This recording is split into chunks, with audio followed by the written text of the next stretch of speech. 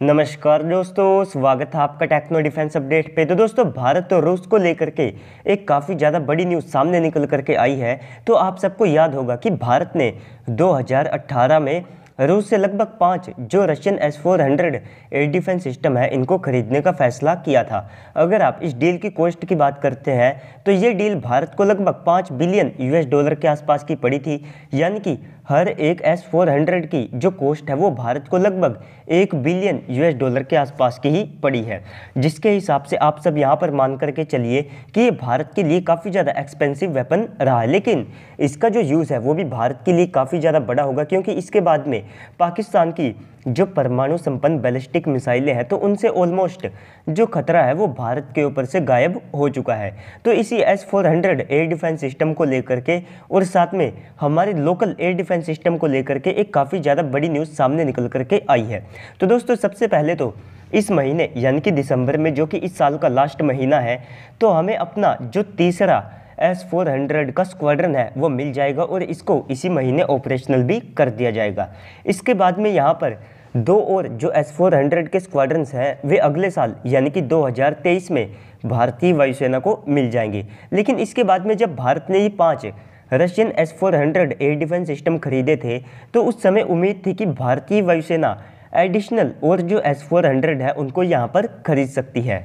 और in additional S-400 air defence system की जो संख्या है वो लगभग 2 के आसपास रहने वाली थी। यानी कि भारतीय वायुसेना का जो टोटल प्लान था वो 7 S-400 की जो स्क्वाड्रन्स है इनको खरीदने का हो सकता था। लेकिन अब अगर भारत इसके लिए जाता है तो अमेरिका के जो काटसा प्रतिबंध है उनको कहीं ना कहीं भारत ट्रिगर कर सकता है, और जबकि भारत को अब ऐसा करना भी नहीं चाहिए, क्योंकि सबसे पहले तो इसके बाद हमारे यूएसए के साथ में जो रिलेशन है वे खराब हो सकते हैं। और इसके बाद में भले ही रशिया हमारा दोस्त है, लेकिन इस सब के बावजूद भी जो रशियन S-400 है ये एक विदेशी सिस्टम है, जबकि हमारे पास भविष्य में इसके जो लोकल ऑप्शंस हैं वे भी मौजूद हो जाएंगे। और इसी के कारण अब भारतीय वायुसेना ने ये जो एडिशनल S-400 की संख्या है इसको लेने का जो प्लान है वो यहाँ पर ड्रॉप कर दिया है। इसके बाद हम अपने खुद के जो एयर डिफेंस सिस्टम है उसी को यहाँ पर परचेज करने वाले हैं। अगर आप S-400 जैसी रेंज की बात करते हैं तो भारत इसके लिए अपना खुद का XRSAM एयर डिफेंस सिस्टम बना रहा है, जिसमें एक ERDS और साथ में एक XRSAM 2 इंटरसेप्टर मिसाइलें होंगी, जिनकी जो रेंज है वो आप सबको 350 किलोमीटर के आसपास की देखने को मिल जाएगी।